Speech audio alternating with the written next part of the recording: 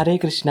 అందరికీ పరాభవనామ సంవత్సర ఉగాది శుభాకాంక్షలు. శ్రీ మహావిష్ణువు యొక్క అవతార స్వరూపమైనటువంటి ఒక గొప్ప భక్తుడు గ్రామానికి రక్షణగా నిలిచే ఆలయాన్ని ఈ వీడియోలో చూద్దాం. ఉగాది పర్వదినం కొత్త ఆరంభాలకు సంకేతమైన ఈ పవిత్ర రోజున అనుకోకుండా నేను నా ఫ్రెండ్ కలిసి ఒక అద్భుతమైన దేవాలయాన్ని దర్శించుకున్నాం.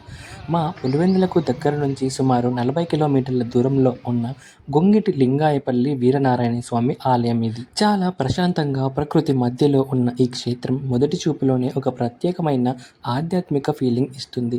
ఇక్కడి స్వామి వీరనారాయణ స్వామి గ్రామ ప్రజలకు రక్షకుడిగా, కోరికలు తీర్చే దైవంగా భావిస్తారు. ఈ ఆలయానికి ఉన్న ముఖ్యమైన ప్రత్యేకతల్లో ఒకటి శివరాత్రి తర్వాత వచ్చే మాల పున్నమి రోజు జరిగే పరస.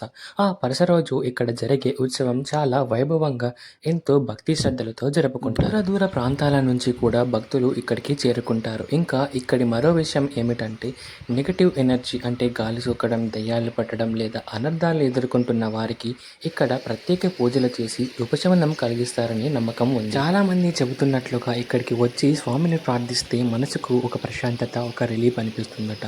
ఇది కేవలం ఒక దేవాలయం కాదు, భక్తి, నమ్మకం మరియు గ్రామీయ సాంప్రదాయాల సమ్మేళనం. అలాగే ఈ ఆలయ పైకప్పు బోధతో నిర్మించడం ఒక ప్రత్యేకత ఈ క్షేత్రానికి మరింత విశిష్టతను తీసుకొస్తుంది. ఉగాది రోజున ఇలా స్వామి దర్శనం దొరకడం నిజంగా అదృష్టంగా భావిస్తున్నాను.